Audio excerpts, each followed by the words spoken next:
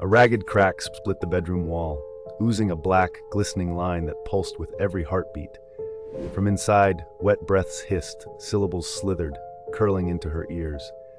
She pressed her palms to the plaster, cold, vibrating, alive, words tangled in her skull, secrets clawing at her sanity, promising freedom if she listened. Her nails dug in, desperate to silence the voices, but the crack widened, splitting skin instead of paint. She screamed, but her own mouth moved without her, reciting the secrets back, her voice now joining the ones inside the walls.